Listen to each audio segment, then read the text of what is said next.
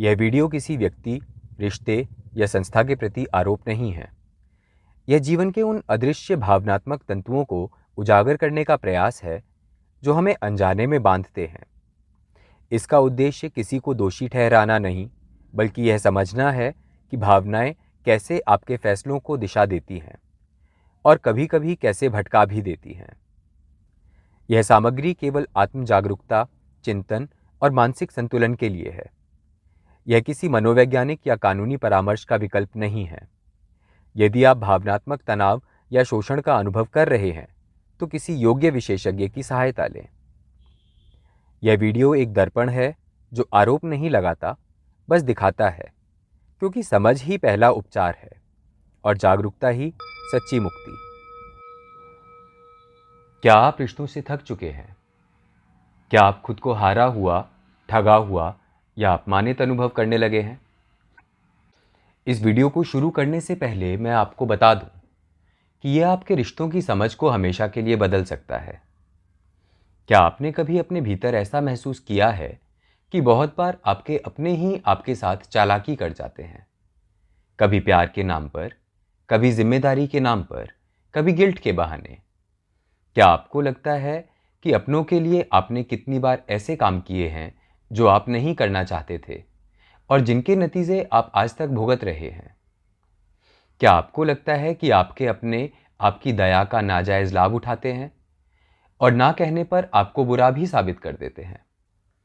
अगर आपका जवाब हाँ है, तो ये वीडियो आपके लिए है। इसे अंत तक जरूर देखें। आज आप ऐसे खतरनाक सच के बारे में जानने वाले हैं जो सामने होते हुए भी दिखाई नहीं देता, पर धीरे धीरे आपको और आपके रिश्तों को खोखला करता चला जाता है। आज हम बात करने वाले हैं इमोशनल मैनिपुलेशन के बारे में।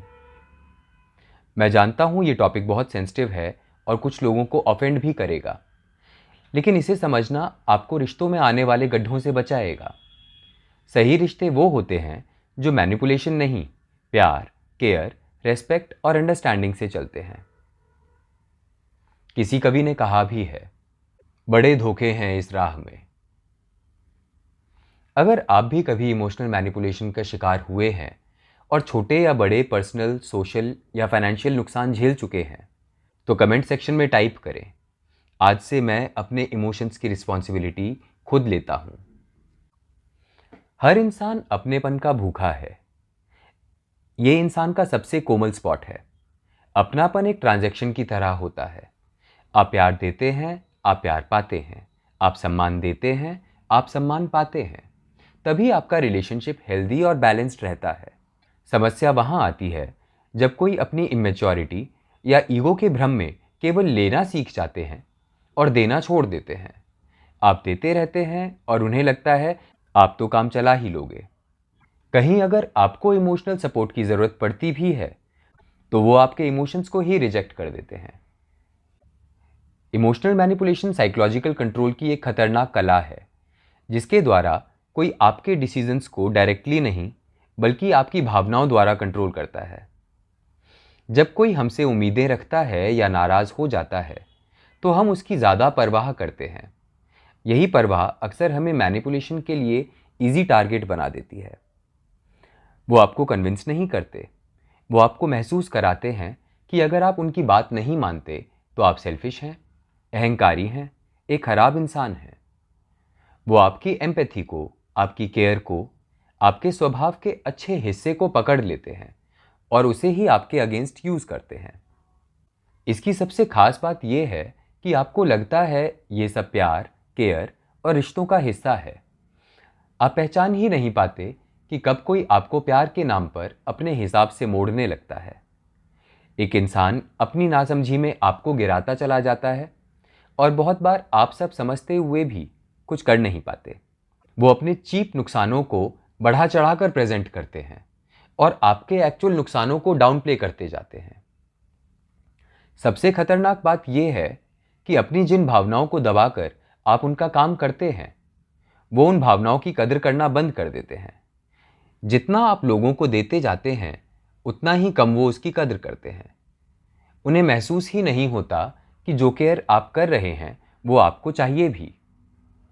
और यहीं से शुरू होता है वो इमोशनल ट्रॉमा जो आपको और आपके अपने इमोशंस को भीतर से गलाता चला जाता है। आप सबसे कटने लगते हैं, खुद पर से भरोसा खत्म होता जाता है और आप अपने इमोशंस को शांति और प्रेम के लिए दबाना सीख जाते हैं। आपकी सेल्फ वर्थ खत्म होती जाती है और धीरे धीरे आप खुद को बेकार मानने लगते हैं। जब आपके पास प्यार और केयर खत्म हो जाता है तो अब आप भी उन्हें कुछ दे नहीं पाते और आपका रिश्ता नोज डाइव कर जाता है। ये आज के रिश्तों का एक ऐसा जाल है जिसमें हर कोई फंसता है। आज के इस वीडियो में आप जानेंगे कि क्यों और कैसे आपके अपनी इच्छाओं, जिदों और ईगो के लिए आपको ऐसे मैनिपुलेट करते हैं कि आपको ना कहने में शर्म आने लगे। खास बात यह है कि ये लोग उन कामों को ऐसे प्रेजेंट करते हैं जैसे वो ना हुए तो आपका किया बाकी सब व्यर्थ है, वर्थलेस है, जैसे कयामत आ जाएगी। आप जानेंगे कि क्यों अपनी हर कोशिश के बाद भी आप इमोशंस के गहरे दुख में फंसते चले जा रहे हैं। और अंत में आप जानेंगे वो तरीके जिनसे आप खुद को बुलेट प्रूफ कर सकते हैं और इमोशनल मैनिपुलेशन से बचते हुए कैसे अपना और अपनों का सही भला कर सकते हैं। लेकिन पहले मैं कुछ साफ कर दूं, मैं आपके अपनों को बुरा नहीं कह रहा हूं।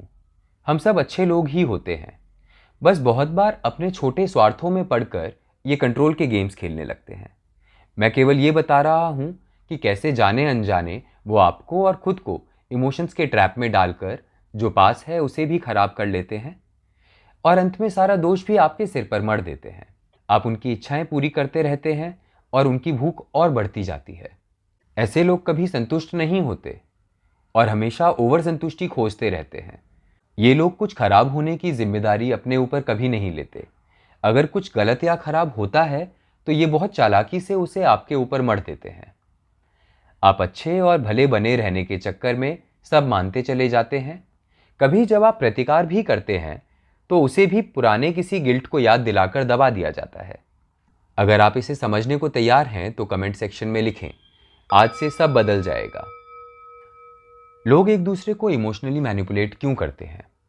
हर इमोशनल मैनिपुलेशन के पीछे एक मनोवैज्ञानिक खालीपन छुपा होता है जो हमेशा ईविल या बुरा नहीं होता। अक्सर वो किसी स्वार्थ, डर, लालच, असुरक्षा या नियंत्रण की भूख से जन्म लेता है। पहला, नियंत्रण की भूख। कुछ लोग दूसरों को इसीलिए इमोशनली मैनिपुलेट करते हैं क्योंकि उन्हें अपने आसपास की दुनिया पर नियंत्रण करने का शौक और नियंत्रण खोने का डर होता है। वो चाहते हैं कि चीज़ें उनके हिसाब से चलें, तभी उन्हें सुरक्षित महसूस होता है। किसी की भावनाओं और इच्छाओं को कंट्रोल करने में उन्हें एक अजीब सा नशा मिलता है। अगर दूसरा व्यक्ति अपनी मर्जी से कुछ सोचने या करने लगे तो उनका कंट्रोल इल्यूजन टूटने लगता है। वो टैंट्रम्स या गुस्से का यूज करके फिर आपको मैनिपुलेट कर लेते हैं। दूसरा, सेंस ऑफ एंटाइटलमेंट। कुछ लोग ये मानते हैं कि किसी विशेष कारण से उन्हें दूसरों से ऑनेस्टी, रेस्पेक्ट, लॉयल्टी, केयर या ग्रैटिट्यूड मिलना ही चाहिए, चाहे वो खुद उस रिलेशनशिप में ये सब दें या ना दें। उन्हें लगता है कि कोई उनकी केयर कर रहा है तो ये या तो उसका काम है या उसकी मजबूरी है, उसे करना ही चाहिए। वो उसकी वैल्यू नहीं करते। उन्हें अपनापन चाहिए पर वो आपको वही अपनापन देना नहीं चाहते। ये अहंकार धीरे धीरे इमोशनल एक्सप्लॉयटेशन में बदल जाता है। वे अपने महत्व को वैलिडेट करवाने के लिए दूसरों को इमोशनली बेंड करते रहते हैं। सबसे बड़ी बात, वो अपने एक्शंस को मैनिपुलेशंस की तरह देख ही नहीं पाते। तीसरा, इमोशनल डिपेंडेंस। कुछ लोग आप पर ऐसे डिपेंड हो जाते हैं कि उन्हें लगता है अगर दूसरा इंसान गया तो वो खत्म हो जाएंगे। इसलिए वो गिल्ट, सिंपैथी या फियर का इस्तेमाल करते हैं ताकि दूसरा व्यक्ति उनके जीवन में बना रहे, भले ही वो रिश्ता किसी के लिए दम घुटने वाला क्यों ना बन जाए। चौथा, रिवेंज या इमोशनल रिटेलिएशन। बहुत बार मैनिपुलेशन एक रिवेंज मैकेनिज्म होता है, सबक सिखाने का एक तरीका। दूसरे इंसान को वही दर्द महसूस कराना जो कभी उन्होंने महसूस किया था। पहले वो बदला लेकर अपना ईगो संतुष्ट करते हैं, फिर धीरे धीरे अपने रिलेशनशिप को खराब कर लेते हैं। पांचवा, लर्न्ड बिहेवियर। बहुत से मैनिपुलेटिव लोग वैसे ही बन जाते हैं जैसे उन्होंने अपने घर या बचपन में देखा होता है। शायद उनके पेरेंट्स भी इसी प्यार और केयर की आड़ में उन्हें तरह तरह से कंट्रोल करते थे तो उन्हें ये नॉर्मल लगने लगता है। वो कभी सीख ही नहीं पाते कि हेल्दी रिलेशनशिप में एक दूसरे की फ्रीडम का सम्मान भी होता है। छठा, एडिक्शन टू ड्रामा। उन्हें मजा तब आता है जब इमोशंस बहुत इंटेंस हों, चाहे वो खुशी के हों या दुख के। मैनिपुलेशन उनका नशा बन जाता है। वो हमेशा एक्सट्रीम्स पर जाने का प्रयास करते हैं। उन्हें इमोशनल बेचैनी होती रहती है, जिसको भरने के लिए वो हर 15 दिन में कोई नई खुशी ढूंढते रहते हैं। अगर आपने मना किया तो उनका खेल शुरू हो जाता है। सातवां, इनसिक्योरिटी और लैक ऑफ सेल्फ वर्थ। जब किसी को भीतर से अपने ऊपर भरोसा नहीं होता तो वो दूसरे इंसान को छोटा या कमजोर साबित करके खुद को सुपीरियर महसूस करता है। धीरे धीरे ये नकली सुपीरियॉरिटी की भावना डेवलप हो जाती है, जिसका रियलिटी से कोई लेना देना नहीं होता। बस वो रिश्ते को तोड़ता चला जाता है। कई बार जो हमें दबा रहा होता है वो अंदर से खुद बहुत खोखला और इनसिक्योर होता है। आठवां, पावर डायनामिक्स। रिश्तों में ताकत का खेल। कई रिश्ते असल में प्रेम के नहीं, बस पावर बैलेंस के होते हैं। मैनिपुलेशन वहां होता है जहां इक्वालिटी नहीं होती। जो इमोशनली स्ट्रॉन्गर है वो एक सटल डोमिनेंस बनाए रखने की कोशिश करता है, कभी गिल्ट से, कभी साइलेंस से, कभी ओवर केयर दिखाकर। ऐसे में धीरे धीरे आप भी वही सीख जाते हैं और रिश्ता बस एक शतरंज का खेल बनकर रह जाता है। नौवां, लैक ऑफ इमोशनल इंटेलिजेंस। कई बार लोग बस जानते नहीं कि कैसे अपनी समस्या, ज़रूरत या तकलीफ सीधे शब्दों में कही जाती है। वो इमोशंस को इमोशनल मैच्योरिटी समझ लेते हैं, इसलिए वो इनडायरेक्टली गिल्ट, ड्रामा या विक्टिमहुड में चले जाते हैं, क्योंकि ये उनकी हैबिचुअल इमोशनल लैंग्वेज बन चुकी होती है। 10वां, अवॉइडेंस ऑफ रिस्पॉन्सिबिलिटी। मैनिपुलेटर्स अपनी गलतियों को फेस करने से अक्सर बचते हैं, तो वो जिम्मेदारी से बचने के लिए बातों और रियलिटी को अपने हिसाब से ट्विस्ट करके नैरेटिव्स बनाते हैं। ये एक साइकोलॉजिकल जिम्नास्टिक्स जैसा होता है, जो वो अपना असल सच अपनी और सबकी नज़रों से छुपाने के लिए करते हैं। कुछ अच्छा होता है तो उसका क्रेडिट वो खुद लेते हैं, और कुछ गलत होता है तो उसकी रिस्पॉन्सिबिलिटी दूसरों पर, आप पर डाल देते हैं। 11वां, मीडिया ट्रेंड मैनिपुलेशन। आज सोशल मीडिया और डेली सोप्स इमोशंस को बढ़ा चढ़ाकर, एग्जैजरेट करके प्रेजेंट करते हैं। वो टॉक्सिसिटी को ग्लोरीफाई करते हैं। टीवी जैसे इमोशनल मैनिपुलेशन का ओपन क्लासरूम है। हर सीन में गिल्ट, सैक्रिफाइस, इमोशनल ब्लैकमेल और विक्टिमहुड की मास्टर क्लास मिलती है। आप मेन प्रोटोगोनिस्ट की अच्छाई देख रहे होते हैं, लेकिन उसके आसपास के टॉक्सिक कैरेक्टर्स आपके विचारों, भावनाओं और मोटिव्स को इम्पैक्ट करते हैं। हर व्यूअर अननोइंगली सीख रहा है कैसे गिल्ट क्रिएट किया जाए, कैसे सिंपैथी गेन की जाए और कैसे दूसरों के इमोशंस को कंट्रोल किया जाए। 12, हैबिट एंड कन्वीनियंस। कभी कभी मैनिपुलेशन एक सीखा हुआ शॉर्टकट बन जाता है। लोग जानते हैं कि थोड़ा सा गिल्ट या साइलेंस दिखाकर वे जल्दी अपनी बात मनवा सकते हैं। ये धीरे धीरे एक बिहेवियरल रिफ्लेक्स बन जाता है और वो खुद नहीं समझ पाते कि वो किसी के इमोशनल फ्रीडम को छीन रहे हैं। आखिरी, लैक ऑफ सेल्फ अवेयरनेस। सबसे गहरी वजह, लोगों को अक्सर पता ही नहीं होता कि वो मैनिपुलेट कर रहे हैं। वे अपने केयर या लव को कंट्रोल के रूप में देख ही नहीं पाते। उन्हें लगता है कि वे बस सही के लिए जोर डाल रहे हैं, लेकिन असली केयर किसी की इंडिपेंडेंस को कुचलता नहीं है। इमोशनल मैनिपुलेशन कई तरह से काम करता है। इसकी आम टेक्निक्स को समझते हैं। हर टेक्निक के पीछे एक ही उद्देश्य होता है, आपकी स्वतंत्र इच्छा को दरकिनार करके आपको वही करने पर मजबूर करना जो वो चाहते हैं। पहला, गिल्ट ट्रिपिंग। ये सबसे आम हथियार है। आपको कोई पुरानी बात बार बार याद दिलाकर आपका दोष याद दिलाया जाता है और आपको कोई काम करने के लिए मजबूर किया जाता है। समस्या ये है कि गिल्ट ट्रिपिंग लॉजिक पर नहीं, भावना पर काम करता है। जब आप खुद के लिए कोई डिसीजन लेने लगते हैं तो आपको पुरानी बातें याद दिलाकर दबाव डाला जाता है। धीरे धीरे आप ये मान बैठते हैं कि अपने जीवन का रास्ता खुद चुनना भी अपराध है। दूसरा, प्रेजेंटिंग देमसेल्व्स एज विक्टिम। कुछ लोग खुद को बेबस या पीड़ित दिखाते हैं और आपकी दया और सहानुभूति का लाभ उठाते हैं। आपको दया आ जाती है और आप उनकी बात मान लेते हैं, भले ही वो काम आपके मन के खिलाफ हो। तीसरा, अपनापन छीन लेना। कभी कभी लोग सीधे शब्द नहीं बोलते, बस बात करना बंद कर देते हैं, रूठ जाते हैं, इग्नोर करते हैं, अपनापन छीन लेते हैं। ये एक प्रकार की पनिशमेंट होती है। जब तक तुम मेरी बात नहीं मानोगे, हम नॉर्मल नहीं हो सकते। कई लोग इस अनकंफर्टेबल माहौल से बचने के लिए झुक जाते हैं और धीरे धीरे सीख जाते हैं कि दूसरों की नाराजगी से बचने के लिए अपनी इच्छा दबाना ही आसान रास्ता है। चौथा, कंपैरिजन और कमेंट्स। आपको दूसरे लोगों के साथ कंपेयर किया जाता है और कमतर महसूस कराया जाता है ताकि आप उनकी बात मानने को राजी हो जाएं। ये टेक्निक आपके सेल्फ कॉन्फिडेंस को गहराई से चोट पहुंचाती है। बैड पेरेंटिंग इसका काफ़ी सटीक एग्जाम्पल है। बच्चों और टीनेजर्स पर इसका बहुत गलत प्रभाव देखा गया है। Gas lighting. आपको हकीकत पर शक करवाया जाता है, बातों को तोड़ मरोड़ कर पेश किया जाता है और आपको कंफ्यूज किया जाता है। ये चाल आपका अपने अनुभव और बुद्धि पर भरोसा तोड़ देती है। जब बार बार कहा जाए कि तुम्हें याद नहीं है, तुम अपनी बातों से बदल रहे हो, तुम बेवजह मना कर रहे हो, तो आप अपनी सोच पर शक करने लगते हैं और धीरे धीरे उसी व्यक्ति की बातों पर ही निर्भर हो जाते हैं। छठा, शर्तों पर बेस्ड प्यार। ये प्यार को हथियार बना देता है।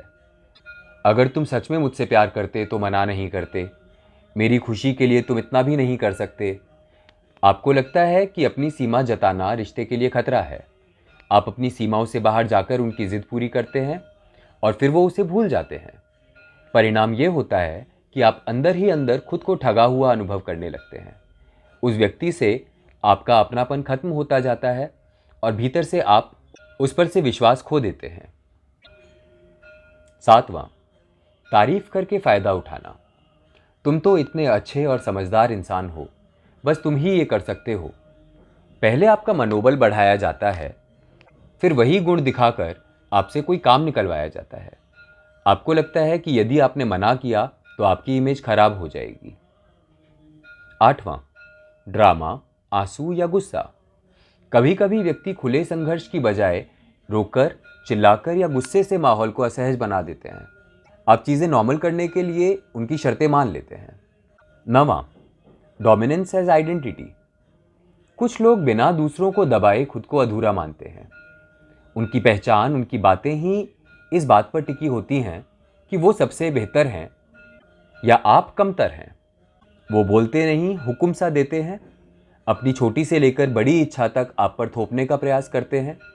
वो समझाते नहीं, साबित करवाते हैं, क्योंकि उन्हें बराबरी नहीं चाहिए, उन्हें चाहिए स्पेशल ट्रीटमेंट।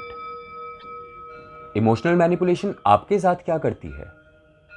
इसका असर केवल उस समय की उलझन या झुंझलाहट तक सीमित नहीं रहता। ये धीरे धीरे व्यक्ति की मानसिक सेहत और आत्म पहचान को भीतर से खोखला कर देती है। कमेंट्स में लिखें, मैं अपनी ऊर्जा की रक्षा करता हूं। आइए इसे ढंग से समझते हैं। पहला, सेल्फ कॉन्फिडेंस और सेल्फ एस्टीम पर असर। बार बार गिल्ट ट्रिपिंग, कंपैरिजन या गैस लाइटिंग झेलने से व्यक्ति को लगने लगता है कि शायद मैं ही गलत हूं। लगातार अपने फैसलों पर शक करने की आदत पड़ जाती है। धीरे धीरे आत्मसम्मान गिरता है और व्यक्ति आसानी से झुकने मानने वाला बन जाता है। दूसरा, लगातार अपराध बोध और शर्मिंदगी। जब आपके अपने बार बार ये जताएं कि तुम्हारी वजह से हमें दुख हुआ, तो व्यक्ति हर समय गिल्ट में रहने लगता है। ये क्रॉनिक गिल्ट बन सकता है जो आपके हर अगले डिसीजन पर प्रभाव डालता है। तीसरा, डिसीजन मेकिंग कमजोर होना। गैसलाइटिंग या जज होने या बार बार की आलोचना के कारण आप अपनी सोचने समझने की क्षमता पर भरोसा खो देते हैं। आप दूसरों पर निर्भर होने लगते हैं कि क्या सही है और क्या नहीं। यहां तक कि किससे क्या बोलना है ये भी वही लोग आपको बता रहे होते हैं। अगला, चिंता और तनाव। जब जब ना कहने का मन हो लेकिन कह ना पाए, तो मन के भीतर लगातार तनाव बना रहता है। ये एंजाइटी या चिंता, इंसोम्निया, चिड़चिड़ापन और निरंतर शारीरिक थकान, एक फिजिकल फटीग का कारण बन सकता है। पांचवा, डिप्रेशन। लगातार ये महसूस करना कि मेरी भावनाओं की कदर नहीं करते या मुझ में कुछ कमी है। व्यक्ति को डिप्रेशन या अवसाद की ओर धकेल सकता है। आपको अक्सर लगने लगता है कि आपके पास कोई सहारा नहीं है। छठा, रिश्तों में उलझन और अलगाव। मैनिपुलेशन झेलने वाला व्यक्ति अक्सर सभी रिश्तों पर भरोसा करना बंद कर देता है। या तो वह रिश्तों से दूर होता जाता है या फिर अनहेल्दी रिश्तों में फंस जाता है। यह अकेलापन बढ़ाता है और मानसिक स्वास्थ्य को और बिगाड़ सकता है। अगला, इमोशनल एग्जॉशन एंड बर्नआउट। हर बार अपनी असली भावनाओं को दबाकर दूसरों की खुशी के लिए झुक जाने वाले भावनात्मक थकान और अंत में बर्नआउट महसूस करते हैं। यह आपको सुस्त, निरुत्साही और उदास बना देता है। आपकी सारी इच्छाएं मरने लगती हैं। आपको जीवन में कुछ इंटरेस्टिंग नहीं दिखता और आपकी जीवन के प्रति एक्साइटमेंट खत्म होती जाती है। Identity confusion. बार बार दूसरों की पसंद नापसंद के हिसाब से चलने की आदत से आपकी अपनी असली चाह, रुचि और व्यक्तित्व की पहचान धुंधली होने लगती है। ट्रॉमेटिक बॉन्डिंग, भावनात्मक बंधन का जाल। कुछ मामलों में देखा गया है कि व्यक्ति अपने ही मैनिपुलेटिव रिश्तेदार या साथी पर और ज़्यादा निर्भर होने लगता है। इसे ट्रॉमेटिक बॉन्डिंग कहते हैं, जहां पीड़ित और शोषक का रिश्ता गहराई से जुड़ जाता है, जिससे निकलना कठिन हो जाता है। जब आप बार बार उनकी इच्छा को पूरा करने के लिए राजी हो जाते हैं तो वो इसे अपना हक समझने लगते हैं। वो आपके रोज़ के छोटे छोटे एफर्ट्स को कोई इंपॉर्टेंस नहीं देते। आपका कंसिडरेट नेचर उनके लिए बस सामान्य बन जाता है। अगर आप कभी उनकी बात ना माने तो वो पिछली सारी बातें भूल जाते हैं। अचानक आप सेल्फिश या स्वार्थी बन जाते हैं। हम मैनिपुलेट क्यों हो जाते हैं? क्योंकि हम अपनों से प्रेम में होते हैं और स्वभावतः अच्छे इंसान दिखना चाहते हैं। उसके लिए हम खुद के साथ अन्याय करने को भी राजी हो जाते हैं। इसे समझते हैं। पहला, इमोशनल अटैचमेंट। हम उन्हीं लोगों से मैनिपुलेट होते हैं जिनके लिए हम केयर करते हैं। उनके शब्द आपके डिफेंसेस तोड़ देते हैं और आप समझ ही नहीं पाते कि कब वो अपनी इच्छा के लिए आपके इमोशंस से खेल गए। दूसरा, लो सेल्फ वर्थ। जब इंसान खुद को वैल्यू नहीं देता तो वो दूसरों के अप्रूवल पर जीता है। मैनिपुलेटर इसी वीकनेस को कंट्रोल के लिए यूज करते हैं। तीसरा, फियर ऑफ कॉन्फ्लिक्ट। मैं झगड़ा नहीं चाहता। शांति के लिए आप अपनी सीमा तोड़ना बेहतर समझ लेते हैं। चौथा, ओवर एम्पैथी। सेंसिटिव लोग दूसरों का पेन अपना समझ लेते हैं और इसी सेंसिटिविटी का कई बार मिसयूज होता है। पांचवा, कंडीशनिंग ऑफ प्लीजिंग। सोसाइटी हमें बचपन से सिखाती है अच्छे लोग सबको खुश रखते हैं। टीवी सीरियल्स कुछ लोगों को ज़रूरत से ज़्यादा बुरा और किसी को बहुत ही एक्सेप्शनली अच्छा दिखाते हैं और बी ए गुड पर्सन के मिथ को प्रमोट करते हैं। ये गुड पर्सन बनने के चक्कर में आप नॉर्मल पर्सन भी नहीं रह पाते। इसी मिथ ने अनगिनत लोगों को इमोशनल गुलाम बना दिया है। छठा, गिल्ट टॉलरेंस। बहुत बार हम अपने पुराने गिल्ट को टॉलरेट नहीं कर पाते, तो बस हाँ कहकर खुद को टेम्परेरी रिलीफ देते हैं, लेकिन लॉन्ग टर्म डैमेज ज़्यादा होता है। सातवां, नीड फॉर वैलिडेशन। हमें अप्रूवल चाहिए कि कोई हमें अच्छा कहे, सही कहे। मैनिपुलेटर्स इसी हंगर को फीड करते हैं और फिर आपको नैरेटिव्स के थ्रू फंसा लेते हैं। अब आते हैं उस टॉपिक पर जिसका आप सब इतनी देर से इंतज़ार कर रहे हैं। इमोशनल मैनिपुलेशन से कैसे बचें? जो व्यक्ति अपनी भावनाओं की रक्षा नहीं करता वो बस सबके दबाव, मतों और अपेक्षाओं का दास बन जाता है। खुद को सेफगार्ड करने के लिए आपको अपनी आंतरिक शक्ति से अपना आर्मर, अपना कवच बनाना चाहिए। कुछ टेक्निक्स को समझते हैं। पहला, मैनिपुलेशन को पहचानो। जब भी किसी की बातों से आपके अंदर गिल्ट, शेम या कंफ्यूजन पैदा हो, तुरंत समझ जाओ कि वो बस तुम्हें नीचा दिखाकर अपनी जिद पूरी करना चाहता है। अगर तुम्हें कंफ्यूजन, गिल्ट या ड्रेन्ड महसूस हो तो इग्नोर मत करो, वही तुम्हारा सिग्नल है। Set clear boundaries. सीमाएं दीवार नहीं होती, वे दरवाजे हैं जो तय करते हैं कि कौन अंदर आएगा और कौन नहीं। अपने उसूल और सीमाएं तय करो जिन्हें तुम कभी नहीं तोड़ोगे। ना कहना सेल्फिश नहीं होता, वो सेल्फ रिस्पेक्ट की पहली आवाज़ है।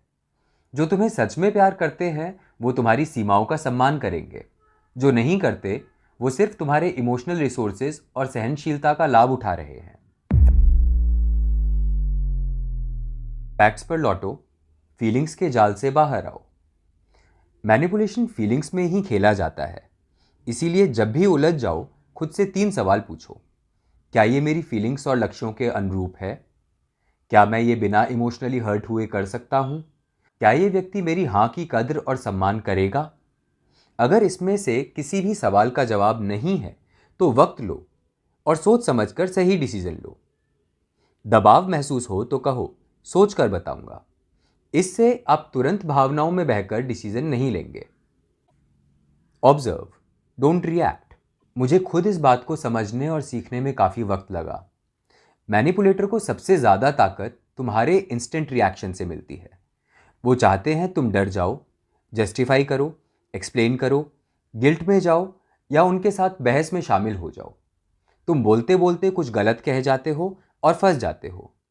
पर जब तुम शांत रहते हो, उनकी स्क्रिप्ट वहीं बेअसर हो जाती है। Emotional self defence routine. खुद पर काम करो। जैसे आप शरीर को फिट रखने के लिए वर्कआउट करते हैं, वैसे ही मन को भी डिसिप्लिन की ट्रेनिंग कराइए। हर रोज कुछ मिनट्स रियलिटी ग्राउंडिंग करिए। Meditation, reading, writing, long walks, music और ईश्वर से प्रार्थना। इससे तुम्हें शक्ति मिलेगी और ये तुम्हें इमोशनल अटैक्स के बीच संभालेंगे। जितना आप अपनी सही ज़रूरतों को जानेंगे, उतना कम मैनिपुलेट होंगे। फॉरगिव बट डोंट री इनवाइट टू योर लाइफ। माफ करना हीलिंग है, पर भूल जाना स्टुपिडिटी यानी बेवकूफ़ी है। जो तुम्हें बार बार मैनिपुलेट करता है या हर्ट करता है, वो तब तक करता रहेगा जब तक तुम उसे अलाउ करते रहोगे। तो हाँ, माफ करो अपने मन की शांति के लिए, पर आगे दरवाजा उतना ही खोलो जितना जरूरी हो। Keep your decisions and their emotions separate. अगर आपका ना कहने से किसी का कोई नुकसान नहीं हो रहा, तो उनका नाराज होना आपकी जिम्मेदारी या गलती नहीं है। वो केवल उनकी जिद पूरी करवाने का और अपने ईगो की तृप्ति का तरीका है। उसे एंटरटेन मत करो। हकीकत की जांच करो। भरोसेमंद दोस्त, भाई बहन या प्रोफेशनल काउंसलर से बात करो। बाहर का दृष्टिकोण कई बार हकीकत समझा देता है। Compassionate distance. जो तुम्हें बार बार आहत करे, उससे घृणा नहीं, करुणा के साथ दूरी बनाओ। थोड़ी दूरी बनाना बदला नहीं है, अपनी रक्षा का सबसे शांत रूप है।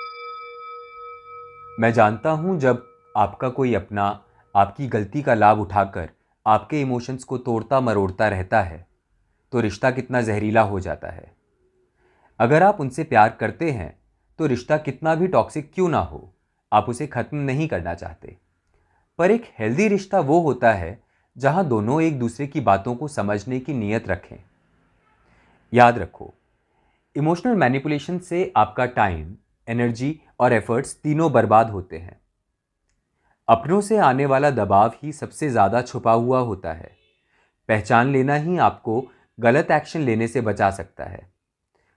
हर मैनिपुलेशन वहीं खत्म हो जाती है जहां इंसान अपनी भावनाओं को पहचानना शुरू कर देता है। जब तुम समझ लेते हो कि किसी का प्यार, गिल्ट या दया तुम्हारे डिसीजंस को कंट्रोल कर रहे हैं, तो तुम संभलने लगते हो। सीमाएं तय करना और टिके रहना स्वार्थ नहीं है, बल्कि आत्मसम्मान की भाषा है। प्यार का मतलब आज्ञाकारिता नहीं है। आप किसी से प्यार करते हुए भी अपनी पसंद नापसंद पर अडिग रह सकते हैं। जब तुम बिना डर, बिना अपराध बोध के अपनी सीमाएं खींचना सीख जाते हो, तो धीरे धीरे लोग भी समझने लगते हैं कि तुम्हें अब गिल्ट से नहीं, सिर्फ सम्मान से ही छुआ जा सकता है। और वही क्षण है जहां भावनाओं की गुलामी खत्म होती है और आत्मा का राज्य शुरू होता है। अगर इस वीडियो ने आपके भीतर कोई हलचल पैदा की हो, अगर किसी पंक्ति ने आपके जीवन, रिश्तों या सोच को छुआ हो, तो उसे बस अपने तक मत रखिए। इसे उन सब तक पहुंचाइए जो आज भी भावनाओं के जाल में उलझे हुए हैं और बाहर निकलने का रास्ता ढूंढ रहे हैं। ये वीडियो एक दर्पण है, जिसे जितनी बार देखेंगे उतनी बार अपने भीतर कुछ नया दिखेगा। इसे दोबारा देखें, क्योंकि हर बार देखने पर आपके भीतर की किसी और परत का पर्दा उठेगा। नीचे कमेंट्स में हमें बताइए, इस वीडियो का कौन सा हिस्सा आपको सबसे गहराई से महसूस हुआ और क्यों? आपका अनुभव किसी और के लिए प्रेरणा बन सकता है। अगर आप मानव मन, भावनाओं और आत्म जागरूकता की इस यात्रा में हमारे साथ रहना चाहते हैं, तो हमारे चैनल को सब्सक्राइब कीजिए, क्योंकि आने वाले वीडियोस में हम और गहराई में उतरेंगे, मनुष्य के व्यवहार, भ्रम और आत्मा की शांति जैसे विषयों पर। तो लाइक करें, शेयर करें, कमेंट करें और इस संवाद को आगे बढ़ाएं, क्योंकि परिवर्तन वहीं से शुरू होता है जहां समझ जागती है। इस वीडियो को अंत तक सुनने के लिए आपको धन्यवाद। अपना ध्यान रखें। नमस्ते।